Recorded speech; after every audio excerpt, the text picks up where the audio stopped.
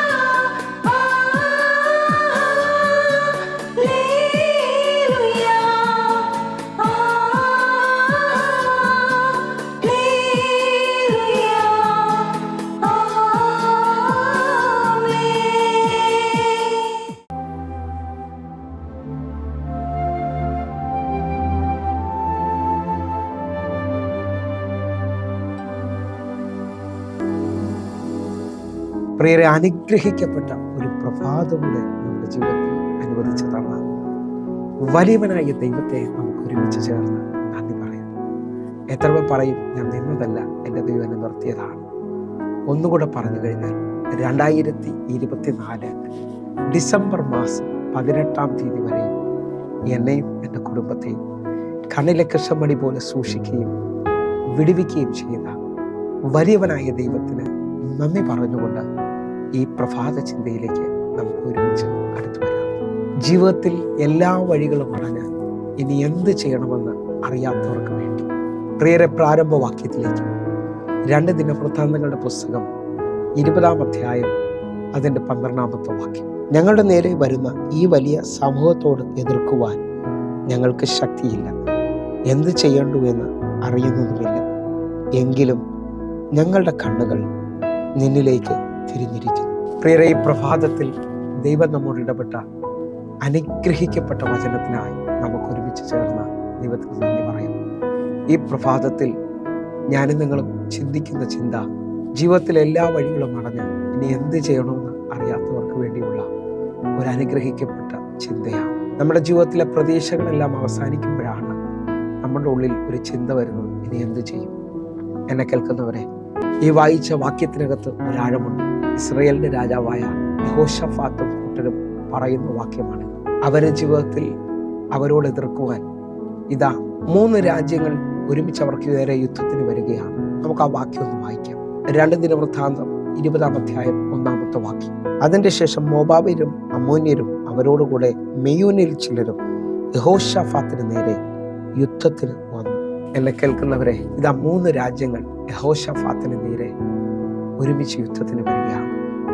ഇനി അവർക്ക് മുമ്പിൽ നോക്കിയാൽ പ്രതീക്ഷകളില്ല. കാരണം യഹോശഫാത്തിന്റെ ചെറിയൊരു സൈന്യമായി ഈ 3 രാജ്യത്തെ എതിർക്കാൻ അവർക്ക് ബലമില്ല. ആ നിലയിൽ നിൽക്കുമ്പോൾ യഹോശഫാത്തും ജനവും ഒരുമിച്ച് ചേർന്ന് ഉപവസിക്കുകയും പ്രാർത്ഥിക്കുകയും ചെയ്യണം. ആ പ്രാർത്ഥിച്ചുകൊണ്ടിരിക്കുമ്പോൾ ദൈവത്തോട് പറയുന്ന വാക്യമാണ് നമ്മൾ കുറിവാക്യമായി ചിന്തിച്ചത്.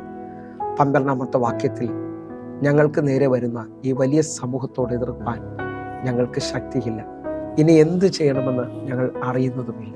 എന്നെ കേൾക്കുന്നവരെ, ഈ ഭൂമിയിൽ ഒരു 50-60 വർഷം ജീവിക്കുന്ന ഓരോ വ്യക്തികളോട് നിങ്ങൾ ചോദിച്ചാൽ അവരുടെ ജീവിതത്തിനകത്ത് പല സമയങ്ങളിലും അവർ ഇതേപോലെ ചോദ്യം ചോദിച്ചിട്ടുണ്ടാകും. പൈസ ഉള്ളവർ, പൈസ ഇല്ലാത്തവർ, വിവിധ നിലകളിൽ വഴികൾ അടഞ്ഞ് വിവിധ നിലകളിൽ ഭാരപ്പെട്ടുകൊണ്ട് ഓരോ ജീവിതങ്ങളിലും വലിയൊരു ചോദ്യം പോലെ, ഇനി ആ വിഷയത്തിനകത്ത് എന്ത് ചെയ്യും, ഇനി എങ്ങനെ എന്നുള്ളൊരു ചോദ്യം വരും.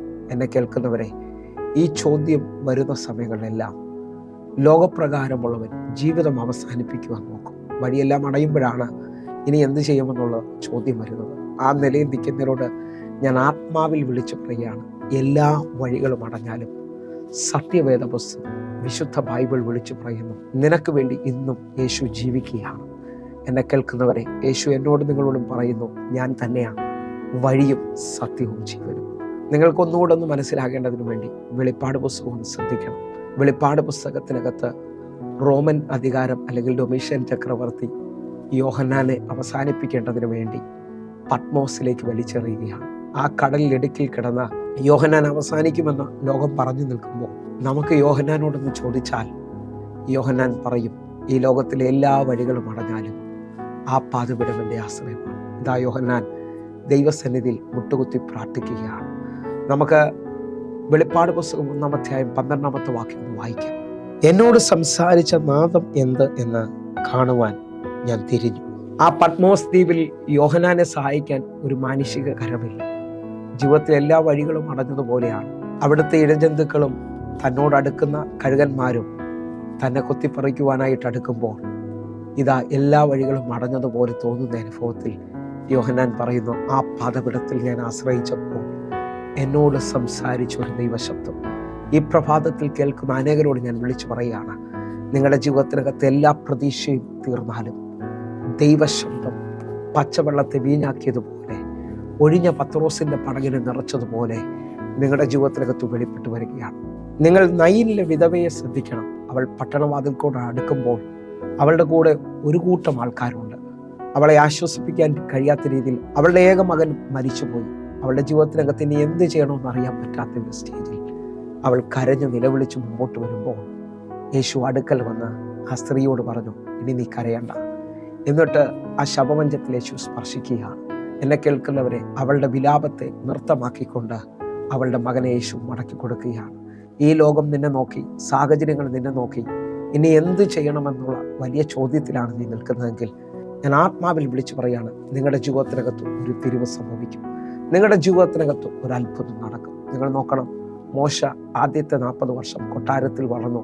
കൊട്ടാരത്തിൻ്റെ നന്മകൾ കണ്ട മനുഷ്യനാണ്. പിന്നത്തെ 40 വർഷത്തിൽ അമ്മായിയപ്പൻ്റെ ആടുകളുമായി ജീവിതത്തിൽ എല്ലാ പ്രതീക്ഷകളും അവസാനിച്ചു. എന്ത് ചെയ്യണമെന്നറിയാതെ മുമ്പോട്ട് പോകുമ്പോൾ ഇതാ ദൈവത്തിൻ്റെ പർവ്വതത്തിൽ മുൾപ്പടർപ്പിൽ തീ കത്തി നിൽക്കുന്നത് കണ്ടു. മോശയുടെ ജീവിതത്തിൽ ഒരു വഴിത്തിരിവ് സംഭവിച്ചു. ഞാൻ ആത്മാവിൽ വിളിച്ചു പറയുക, നിങ്ങളുടെ ജീവിതത്തിനകത്ത് ഒരു വഴിത്തിരിവിൻ്റെ സമയം വരാൻ പോവുകയാണ്. നിങ്ങൾ മുമ്പോട്ട് നോക്കിയിട്ട് ഒന്നും കാണുന്നില്ല എന്ന് പറയുമ്പോൾ ഇതാ നിങ്ങളുടെ ജീവിതത്തിനകത്ത് ഒരു ടേണിങ് വരാൻ പോകുന്നു. കർത്താവ് നിങ്ങളുടെ ജീവിതത്തിനകത്ത് ഒരു അത്ഭുതത്തെ കൊണ്ടുവരാൻ പോവുകയാണ്. ജീവിതത്തിനകത്ത് ഇനി എങ്ങനെയെന്ന് ചോദിക്കുന്ന അനുഭവത്തിനകത്ത് പ്രതീക്ഷകൾ അവസാനിക്കുന്ന ഹല്ലേലൂയ തിമായുടെ മകനായ ബർത്തിമായ നിങ്ങൾ നോക്കിയാൽ ഹല്ലേലൂയ അവൻ യാചകനായി തന്നെ തീരുമെന്ന് പറഞ്ഞുകൊണ്ട് നിൽക്കുമ്പോൾ യേശു അവൻ ഇരിക്കുന്ന വഴിത്തടയിലൂടെ ഇതാ മുമ്പോട്ട് കടന്നു പോവുകയാണ്. അവൻ നിലവിളിച്ചു, ദാവീദ് പുത്ര, എന്നോട് കരുണ തോന്നണമേ. സാഹചര്യങ്ങളും മനുഷ്യനും അവൻ്റെ വഴി അടയ്ക്കാൻ നോക്കിയെങ്കിലും അവൻ്റെ നിലവിളി യേശുവിനെ നിർത്തുകയാണ്. നിങ്ങൾ വിശ്വസിക്കാൻ പറ്റുമെങ്കിൽ ജീവിതത്തിനകത്ത് പ്രതീക്ഷിക്കാത്ത ഒരു അത്ഭുതം ഇപ്പോൾ നിങ്ങൾക്ക് കാണുവാൻ കഴിയും. തകർന്നു നുറുങ്ങിയിരിക്കുന്ന ഹൃദയത്തെ എൻ്റെ കർത്താവ് നിരസിക്കത്തില്ല. 34-ാം സങ്കീർത്തനം 18-ാമത്തെ വാക്യം പറയുന്നു, ഹൃദയം നുറുങ്ങിയവർക്ക് യഹോവ സമീപസ്ഥൻ, മനസ്സ് തകർന്നവരെ അവൻ രക്ഷിക്കുന്നു. ജീവിതത്തിനകത്ത് ഇനി എന്ത് ചെയ്യണമെന്ന് അറിയാൻ കഴിയാതെ നിൽക്കുന്നവരോട് ഞാൻ ആത്മാവിൽ വിളിച്ചു പറയുകയാണ്, നമ്മളെ ആശ്രയം കർത്താവാണ്. നമുക്ക് ഒരുമിച്ച് ചേർന്നുകൊണ്ട് ആ വാക്യത്തിലേക്ക് വരാം. ഈ പ്രഭാത സന്ദേശത്തിൽ ഇന്ന് വഴിയെല്ലാം അടഞ്ഞ് ഇനി എന്ത് ചെയ്യണമെന്ന് അറിയാൻ പറ്റാതെ നിൽക്കുന്നവർക്ക് വേണ്ടി ഒരു വഴിത്തിരിവിൻ്റെ പദം ഞാൻ വിളിച്ചു പറയാൻ പോവുകയാണ്. യഹോശാഫാത്തും തൻ്റെ കൂടെ നിൽക്കുന്നവരും പറയുന്ന പദമാണ്, ഈ വലിയ സമൂഹത്തോട് എതിർക്കുവാൻ ഞങ്ങൾക്ക് ശക്തിയില്ല, ഞങ്ങൾ എന്ത് ചെയ്യണമെന്ന് അറിയാതെ നിൽക്കുകയാണ്. ആ നിലയിൽ നിൽക്കുമ്പോൾ അടുത്ത പദം ശ്രദ്ധിച്ചാട്ടെ. ഈ വലിയ സമൂഹത്തോട് എതിർക്കുവാൻ ഞങ്ങൾക്ക് ശക്തിയില്ല, എന്ത് ചെയ്യണ്ടു എന്ന് അറിയുന്നതുമില്ല, എങ്കിലും ഞങ്ങളുടെ കണ്ണുകൾ നിങ്കലേക്ക് തിരിഞ്ഞിരിക്കുന്നു. ജീവിതത്തിനകത്ത് എല്ലാ പ്രതീക്ഷകളും അവസാനിച്ചാലും ഇനി ഒരു വഴിയില്ലെന്ന് വൈദ്യശാസ്ത്രം, കുടുംബവും നിങ്ങളുടെ ജോലി സ്ഥലവും എല്ലാം നിങ്ങളെ നോക്കി വിളിച്ചു പറയുന്നുണ്ടെങ്കിലും ഞാൻ ആത്മാവിൽ വിളിച്ചു പറയാണ്, എങ്കിലും ഞങ്ങളുടെ കണ്ണുകൾ നിങ്ങളിലേക്ക് തിരിഞ്ഞിരിക്കുന്നു. കർത്താവിലേക്കൊന്ന് തിരിയാൻ പറ്റുന്നവരുണ്ടോ? കർത്താവിൻ്റെ മുഖത്തേക്കൊന്ന് നോക്കാൻ പറ്റുന്നവരുണ്ടോ? ഒരുമിച്ച് എൻ്റെ കൂടെ ഒന്ന് ചേർന്ന് പറയാവൂ, കർത്താവേ, ഞങ്ങൾ ഒരുമിച്ച് നിന്നെ ആശ്രയിക്കുകയാണ്. ഒറ്റ വാക്യം ഒന്ന് വായിച്ച് നമുക്ക് പ്രാർത്ഥിക്കാം. സദൃശ്യവാക്യം 3-ാം 6-ാമത്തെ വാക്യം. നിന്റെ എല്ലാ വഴികളിലും അവനെ നനച്ചുകൊള്ളുക, അവൻ നിന്റെ പാതകളെ നേരെയാക്കും. വിശ്വസിക്കുന്നവരുണ്ടെങ്കിൽ ഈ വാക്യത്തിനകത്തൊന്ന് ആശ്രയിച്ചാട്ടെ. ഇന്ന് ഈ മിനിറ്റ് മുതൽ എല്ലാം അവസാനിച്ചെന്ന് പറയുന്ന, ഇനി എന്ത് ചെയ്യണമെന്ന് അറിയാൻ പറ്റാതെ നിൽക്കുന്നവർ നമുക്കൊന്ന് ആശ്രയിക്കാം. കർത്താവേ, അങ്ങ് ജീവിക്കുന്നവനാണ്, അങ്ങ് ഇന്നും ഞങ്ങൾക്ക് വേണ്ടി പ്രവർത്തിക്കുന്നവനാണ്. ഞങ്ങൾ അങ്ങേ ആശ്രയിക്കുക, ഞങ്ങൾക്ക് വേണ്ടി പ്രവർത്തിക്കണമേ. ഞങ്ങൾ അങ്ങയുടെ പാതപിടത്തിലേക്ക് വരും. ഒന്ന് കണ്ണുകൾ അടച്ചേ. നമ്മുടെ എല്ലാ വഴികളും ഏൽപ്പിക്കാൻ പറ്റുമെങ്കിൽ ദൈവം ചലിക്കാൻ പോവുകയാണ്. ഇതൊരു മാനസാന്തരത്തിൻ്റെ സമയമാണ്, ഇതൊരു ഏറ്റുപറച്ചിൻ്റെ സമയമാണ്, ഇത് ദൈവത്തെ ആശ്രയിക്കുന്ന സമയമാണ്. ഞങ്ങളെ സ്നേഹിക്കുന്ന ഞങ്ങളുടെ നല്ല കർത്താവേ, എന്നെ കാണുന്ന, എന്നെ കേൾക്കുന്ന ഓരോ മക്കൾക്ക് വേണ്ടിയും അങ്ങ് പ്രവർത്തിക്കാൻ പോകുന്നതിനായി, ഞങ്ങളുടെ കരം ചലിക്കുന്നതിനായി, ഞങ്ങളുടെ വിശുദ്ധ കരം ഞങ്ങളുടെ മക്കൾക്ക് വേണ്ടി നീട്ടണമേ. ദൈവ പ്രവർത്തിക്കായി ഞാൻ പ്രാർത്ഥിക്കുന്നു, അത്ഭുതം ചെയ്യണമേ. യേശുവിൻ നാമത്തിൽ പ്രാർത്ഥിക്കുന്നു, കേൾക്കണം പിതാവേ. ആമേൻ, ആമേൻ. പ്രിയരേ, പ്രഭാത സന്ദേശം നിങ്ങൾക്ക് അനുഗ്രഹമായി ഞാൻ വിശ്വസിക്കുന്നു. വേഗത്തിൽ തന്നെ നമ്മുടെ യൂട്യൂബ് ചാനൽ സബ്സ്ക്രൈബ് ചെയ്യുകയും മറ്റുള്ളവരിലേക്ക് ഈ ലിങ്കുകൾ നിങ്ങൾ കൊടുക്കുകയും ചെയ്യണമെന്ന് ഓർക്കുന്നു. നിങ്ങളുടെ ഒരു ഷെയർ ആയിരിക്കും അനേകരുടെ വിടുതലായി തീരുന്നത്. അതേപോലെ തന്നെ ഫേസ്ബുക്കിലേക്ക് നിങ്ങൾ ജോയിൻ ചെയ്യാൻ മറക്കരുതെന്ന് ഓർപ്പിക്കുന്നു. ഈ കാണുന്ന 8111 വിളിച്ച് പ്രാർത്ഥിക്കാനുള്ള നമ്പറാണ്. 9072 വാട്സാപ്പ് നമ്പറാണ്. വാട്സാപ്പിൽ മെസ്സേജ് അയച്ചാൽ നിങ്ങൾ കോൺടാക്ട് ചെയ്താൽ ഞാൻ തന്നെ റിപ്ലൈ ചെയ്യും നിങ്ങൾക്ക് വേണ്ടി. അതേപോലെ എല്ലാ ദിവസവും വൈകിട്ട് 6 മണിക്ക് നമുക്ക് സൂമിൽ ആരാധന നടക്കുന്നു. നമുക്ക് പലയിടങ്ങളിലും സ്പെഷ്യൽ മീറ്റിങ്ങുകൾ നടക്കുന്നുണ്ട്. നിങ്ങൾക്കും നേരിട്ട് കടന്നു വരാൻ പറ്റുമെങ്കിൽ വരണമേ. കർത്താവ് നിശ്ചയമായി നിങ്ങളെ അനുഗ്രഹിക്കും. കടന്നു